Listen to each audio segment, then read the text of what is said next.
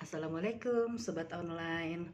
Alhamdulillah ya ketemu lagi kita hari ini setelah sekian lama. Mami jarang bikin video panjang ya, karena ada beberapa kesibukan Mami, ngurus rumah, ngurus Ilin. Kebetulan Ilin juga habis liburan, jadi sekarang masih sama Mami. Senin besok baru kembali ke Banjarmasin.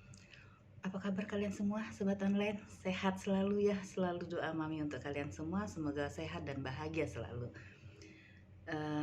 Pada kesempatan ini Mami mau curhat, mau cerita pengalaman Mami selama tinggal di kebun. Macem-macem sih cerita di kebun itu, macam-macam ya Sobat Online. Ada suka dukanya banyak juga. Dukanya itu kalau pas hari hujan, kita kalau mau keluar itu susah, jadi Mami itu harus nyari jalan yang lewat sini, lewat jalan yang bisa dilewati, itu nggak bisa.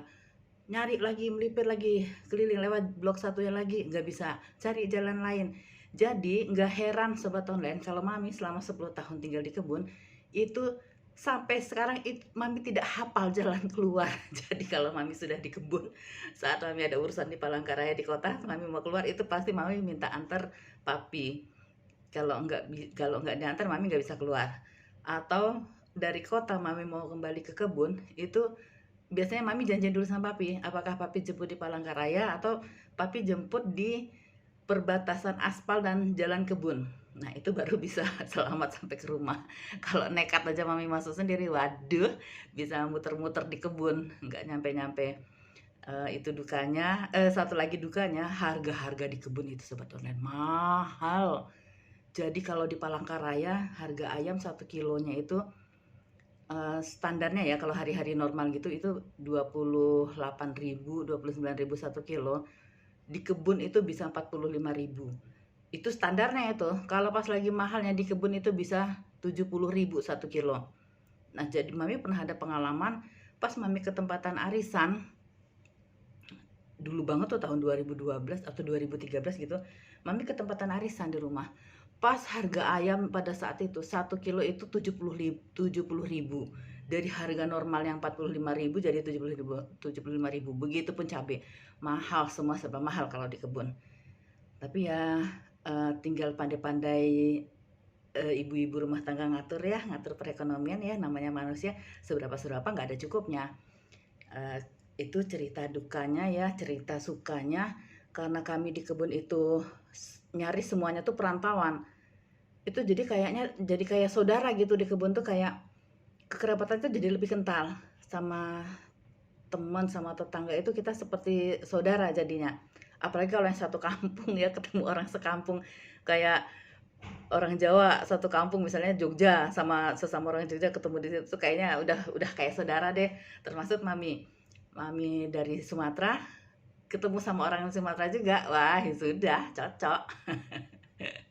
Gitu ya Sobat Online. Nah ini kesempatan kali ini Mami mau cerita di kebun itu. Sebetulnya Mami mau cerita dari yang lalu-lalu sih di rumah, tapi keadaan di rumah gak memungkinkan untuk Mami cerita ya, takut diganggu. Nah yang pertama, pada saat Mami tinggal di kebun ADS itu, maaf Mami gak usah sebutin nama kebunnya ya, di suatu kebun perusahaan swasta. Di situ itu Mami tinggalkan, Mami, Ilin, dan Papi bertiga. Nah pada waktu itu Papi lagi kerja ke kebun satunya, ke kebun tetangga ke sebelah. Jadi sampai malam tuh Papi belum pulang. Mami tuh udah nunggu. Nah jam 1 malam itu Mami udah gondok banget itu nungguin Papi nggak pulang-pulang. Di sana kan sinyal susah, jadi kita nggak bisa komunikasi. Mami nungguin. Nah jam 1 malam itu dengar suara motor Papi. Nyata-nyata dengar suara motor Papi, kemudian parkir di samping dapur. Terus Mami dengar kan, oh Papi pulang. Mami tuh dalam keadaan jengkel gitu. Mami bangun terus buka pintu belakang, jadi biar Papi lewat. Sampai lama Mami sebelum buka pintu belakang tuh Mami ngomong kan, Pi, Papi ya. Nanti kalau masuk lewat pintu belakang, Mami malas buka pintu depan. Mami cuma ngomong gitu aja. Iya, dijawab gitu. Kemudian Mami masuk kamar. Sampai setengah jam lebih, kok Papi itu nggak masuk-masuk. Heran Mami kan, kemana nih orang kok nggak masuk-masuk. Apa keliling dulu mau ngecek ke sekitar rumah atau gimana gitu kan. Mami nggak ini, udah jengkel juga Mami, kok nggak ini. Ya sudah, Mami masa bodoh, terserah mau masak atau enggak gitu. Mami marah itu. Nah, 1 jam kemudian, 1 jam sejak Papi datang, yang menurut Mami Papi datang itu 1 jam kemudian itu ada suara motor lagi datang, gitu masuk ke samping ke samping garasi di dekat dapur, masuk terus ngetok-ngetok, mami gitu kan. Loh, Mami kaget. Papi tadi dari mana ya? Dari kebun situ, dari kerja kan. Tadi Papi tadi udah pulang, ngapain pergi lagi? Pergi kemana, orang Papi baru datang katanya. Lah, tadi yang itu siapa yang orang Mami ajak ngobrol kok? Pi, nanti kalau masuk lewat pintu belakang. Iya, Papi jawab kan. Enggak ada orang ini, Papi baru datang, kata Papi. Lah, kok ini enggak? Ya ternyata ya alhamdulillah ya, Mami masih dalam lindungan Allah Subhanahu wa taala ya, tidak terjadi apa-apa walaupun kejadian itu membingungkan. Emang nyata-nyata Mami tuh dengar suara motor parkir, kemudian Mami manggil Papi dan Papi ngejawab, tapi ternyata Papi nggak datang. Itu yang pertama. Sebentar sobat online, Ilin datang.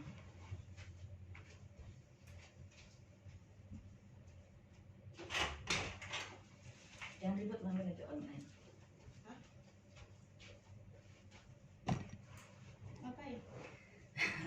Mohon maaf sobat online, ada gangguan teknis, Ilin datang. Jadi itu yang pertama, masih di lokasi yang sama, di kebun yang sama. Mami cerita. Pada waktu itu Ilin masih kecil, masih SD kelas 5 kalau nggak salah. Jadi Mami sama Papi pergi ke Banjarmasin ngurus, mau klaim asuransi mobil waktu itu ke Banjarmasin. Bukan ke Banjarmasin. Pada waktu itu ke Sampit. Ngurus BPJS Mami atau gimana gitu, pokoknya Mami lupa urusannya, tapi Mami ke Sampit.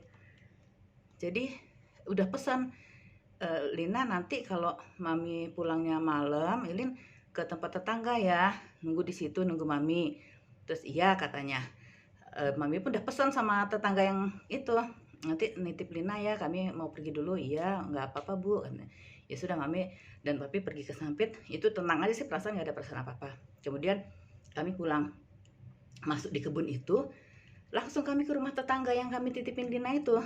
Kami tanya, Pak mau ini Lina. Loh, Lina nggak ada kesini Bu dari tadi. Loh, masa iya Pak, orang tadi udah dipesannya suruh kesini. Nggak ada Bu, nggak ada, nunggu-nunggu Lina nggak ada datang. Waduh, kemana ya Lina ya, udah cemas juga Mami. Jadi coba lihat dulu di rumah. Kami lihat langsung ke rumah aja, Mami sama Papi langsung ke rumah. Begitu kami ke rumah itu, nengok rumah tuh terang, suasananya tuh bersih, rumah tuh bersih, terang, semua lampu-lampu hidup. Pintu nggak dikunci, pintu luar tuh nggak dikunci, tapi gorden masih terbuka. Linanya tidur, loh kok pintu terang kayak rumah kok terang kayak gini. Khawatir juga kan, takut ada maling atau apa ya, orang jahat.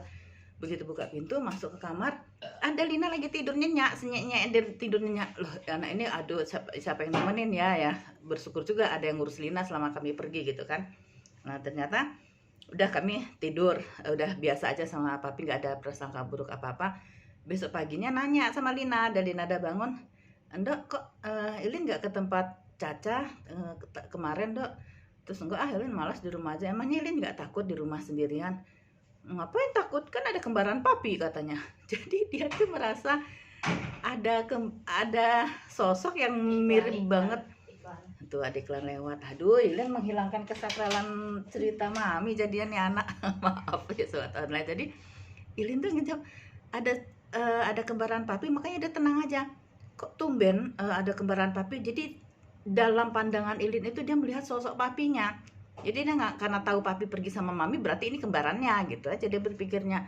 Jadi kembarannya tuh yang teman Ilin kan waktu kecil kalau tidur tuh ditemenin Papi, tidur sama Papi. Nah dia merasa nyaman aja karena ada Papi yang nemenin, kata dia gitu. Padahal Papi sedang pergi sama Mami loh. Nah sudahlah ya, sudah pokoknya dijaga gitu aja lah, kita berpikiran, Mami nggak mau berpikiran yang jelek gitu ya, nggak mau berprasangka. Nah itu yang ketiga, masih di tempat yang sama. Pada waktu itu Mami sama Papi ke Banjarmasin ngeklaim asuransi mobil. Lina di rumah kami titipin, ada mandor Papi sama yang biasa bantu Mami di rumah itu, bule itu sama Pak Leknya. Mami minta tolong temenin Ilin ya, Selama kami pergi, iya kata mereka. Jadi bule sama Pak Le itu di kamar, si mandor ini tidur di depan TV di karpet, Lina di kamar. Nah, pada waktu kami pergi itu kami nggak ada perasaan apa ya, kemudian pulang. Sampai di rumah itu cerita mandornya, ini Pak, ada yang aneh Pak, Bapak kapan pulangnya? Ya ini baru pulang. Lah sementara dia el-elan sama bule itu pagi-pagi. Bule, Bapak udah berangkat kerja. Bapak kan belum pulang, Bapak masih di Banjarmasin, kata bule. Enggak bule, aku tadi malam tuh ngeliat Bapak kok. Ngeliat Bapak apa, orang Bapak tuh tengok aja mobil nggak ada, kata. Iya mobil nggak ada, makanya aku tanya apa Bapak udah ke kantor, kata mandor itu. Enggak, Bapak belum pulang. Nah akhirnya dia cerita, rupanya malam itu kan dia tidur di depan TV di karpet. Di belakang TV itu tepat di belakang TV itu kamar Ilin. Jadi waktu dia lagi nonton TV itu dalam keadaan hidup, lampu terang. Itu dia nengok Bapak keluar dari Papi, maksudnya Papi itu keluar dari kamar Ilin. Terus langsung ke kulkas. Jadi kan melintasi ruang TV itu, kulkasnya ada di dapur. Ke dapur, buka pintu kulkas, minum. Kemudian berdiri sambil minum tuh berdiri di depan TV, ikut nonton TV gitu, ikut nonton TV sama dia. Setelah itu udah ya lumayan lama juga, udah gitu dia taruh gelas, kembali lagi ke kamar Ilin, masuk lagi ke kamar Ilin. Makanya dikira dia itu benar-benar Papi. Jadi saya tanya, Mami nanya, emangnya seperti apa kiornya? Ya seperti Bapak Bu, ya benar-benar Bapak, bukan orang lain, emang Bapak. Oh, aduh ya ini kenapa lagi gitu ya. Jadi emang ini dia nampak yang bener-bener plek Papi katanya. Nah sementara Mami sendiri kalau subuh tuh kan dulu sekolahnya kan jauh, pakai bus sekolah ya. Ini kalau mau sekolah SD waktu itu Ilin. Jadi kalau mau sekolah itu kan jam 4:30 tuh sudah ke halte nunggu busnya nggak jemput ke rumah. Jadi nunggu di halte jam 4:30, pokoknya masih agak gelap gitulah. Mami udah nganter Ilin ke halte kan bawa mobil. Jadi Mami tuh keluar dari garasi tuh atret. Di sudut mata Mami tuh Mami ngeliat di teras itu sosok ya emang plek Papi, pakai sarung aja, nggak pakai baju, pokoknya plek Papi lah yang Mami lihat di sudut mata Mami gini. Tapi kalau Mami ngeliat gini itu nggak nampak, nggak ada apa-apa. Nah akhirnya ya sudahlah, yang penting kita dijaga, tetap dilindungi, nggak terjadi sesuatu yang buruk. Nah kemudian kira-kira kami 1 tahun di kebun itu, kami pindah ke kebun yang satu lagi, yang itu istilah kalau di kebun itu kayak di kotanya lah, karena di situ lengkap ya. Kebun yang sekarang ini kami tempati jaraknya tuh keluar dari kebun yang lama itu sekitar 1 jam. Nah di situ tuh lengkap, ada ATM, ada pasarnya pun juga buka sampai malam. Ada counter HP, ada toko emas di pasar, pokoknya lengkap pasarnya itu. Ada koperasi yang sistem kerjanya tuh seperti ini anak ganggu. Ada koperasi yang seperti minimarket, lengkap semuanya ada. Nah di situ sekarang kami tinggalnya di situ. Nah tinggal di kebun yang sekarang ini kira-kira 6 bulan. Ilin kemudian kan udah SMP Ilin pindah ke Jogja. Di Jogja pun dia kan di pondok pesantren tinggalnya, di boarding school, Islamic boarding school gitulah di Jogja. Nah di situ Ilin tuh sering ngelihat ketemu sama Papi, katanya kembaran Papi. Dia bilangnya kembaran Papi karena tahu kan Papi di kebun di Kalimantan, gak ada di Jawa. Nah kalau ada di Jawa ya berarti itu kembaran Papi, kata dia, karena emang plek Papi, wajahnya semua perawakan tubuhnya semuanya pokoknya plek Papi. Kami bilangnya kembaran Papi sih, mudah-mudahan gak mengganggu lah. Kalau Mami sih berprinsip ini yang sekarang ini, rumah yang sekarang yang kami tempati di tempat yang sekarang, kebun sekarang ini, itu lebih lagi.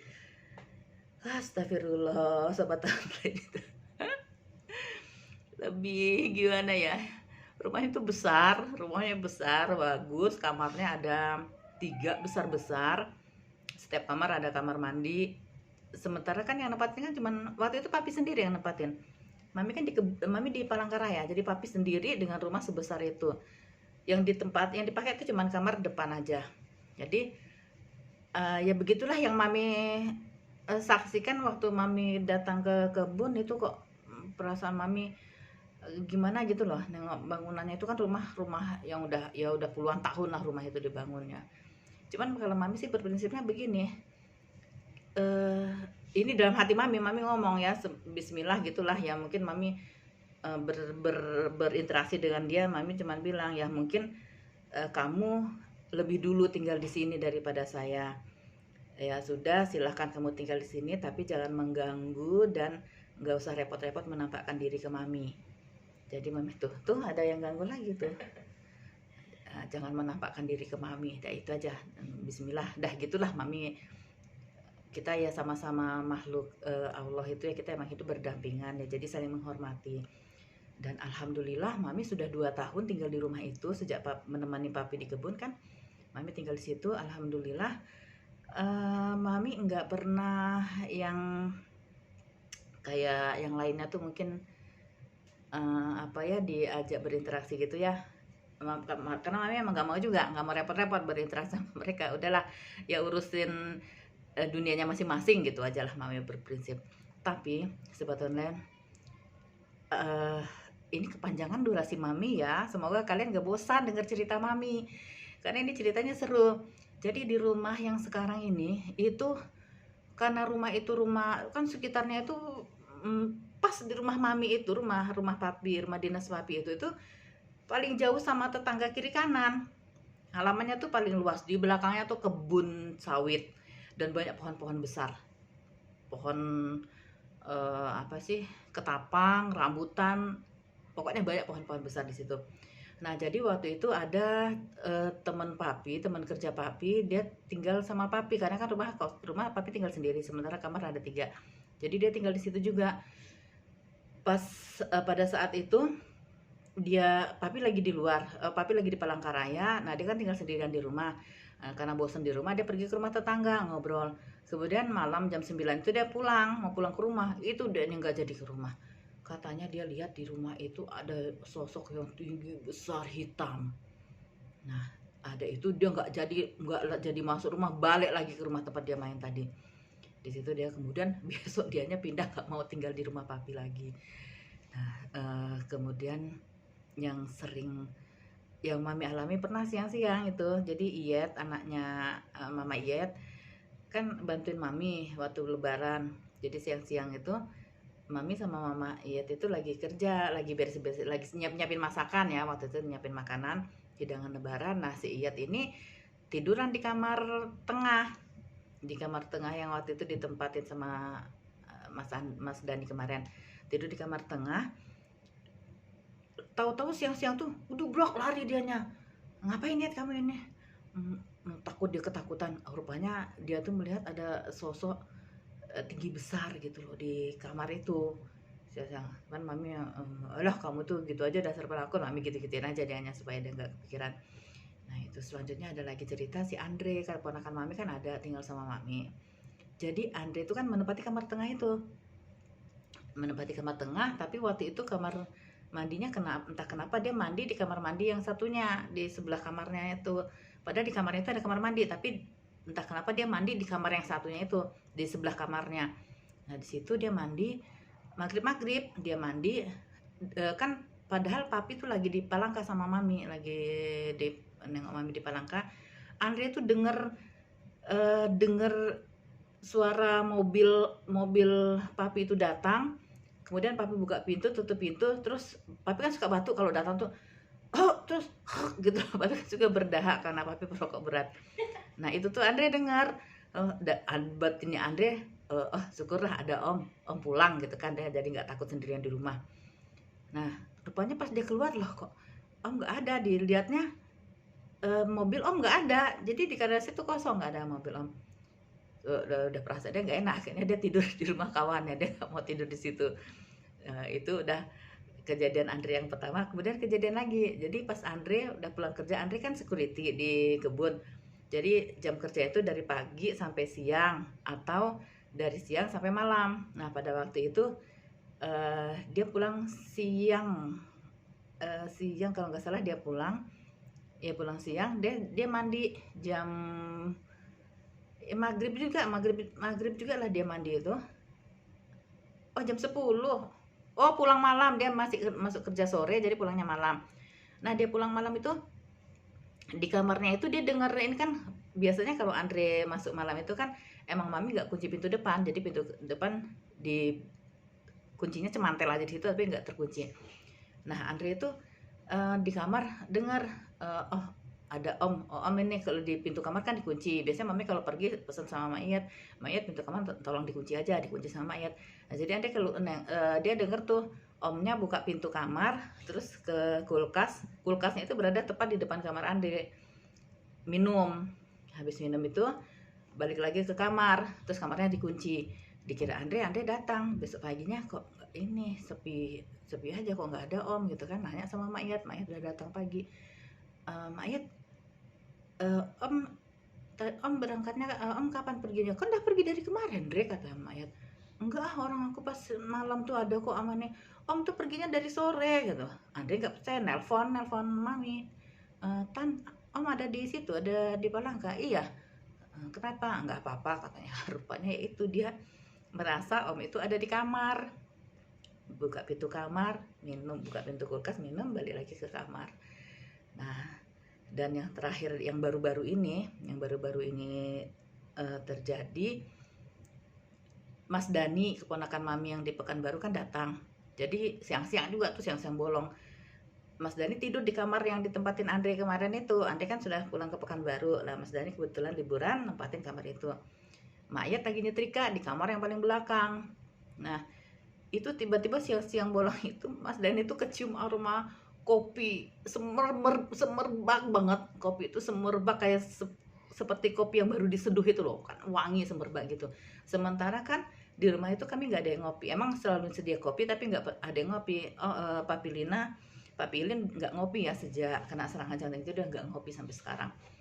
Jadi si Dani itu sampai bangun, kok harum kali, Mayat nyium bau kopi. Iya katanya, rupanya Mayat juga tercium. Mayat di kamar belakang tercium juga. Si Dani ceri ini Tan katanya.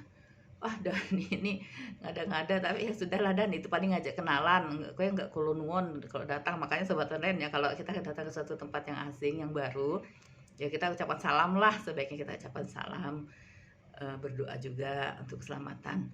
Nah udah kejadian gitu, malamnya kan mami, papi sama Dani main ke mes. Di mes itu kan teman-teman mami, jadi kami main di mes. Nah Dani ini mungkin grisinan ya, nggak betah karena dia nggak kenal sama orang mes, dia pulang duluan. Rupanya baru sampai di rumah itu dia nelpon, Tan masih lama pulangnya? Masih, kenapa? Pulanglah Tan, cepatlah pulang. Ngapain cepat pulang? Tante masih lama, ngapain ke pulang duluan? Tante mami bilang, cepet Nathan pulang, dan ditunggu cepet ya pulang ya. Rupanya pas mami pulang, dia tuh lagi duduk di luar, di teras luar, nggak berani masuk ke rumah. Padahal sudah diwanti-wanti. Jadi ya itulah intinya. Itu cerita yang unik dan seru lah tinggal di kebun. Intinya ya kita datang ke suatu daerah itu ya kita, istilah orang Jawanya tuh kulunun gitu. Kemudian kita menghormati adat istiadat di daerah tersebut dan tidak bersikap sembrono. Insya Allah ya kita juga nggak ganggu, kita juga tidak diganggu. Gitu ya sobat online. Tapi kalau ya mudah-mudahan lah kita juga dan tidak lupa mendekatkan diri sama Sang Pencipta, beribadah ya sobat online semua ya. Semoga cerita-cerita mami ini bisa menjadi pengalaman bagi kita jika kita tinggal di suatu daerah yang baru. Kayaknya segitu aja dulu cerita mami. Nanti mungkin kalau ada cerita-cerita seru lainnya yang mami ingat, nanti mami cerita lagi sama kalian ya. Oke sobat online tuh Ilin. Sobat online semua sehat selalu, bahagia selalu kalian. Assalamualaikum.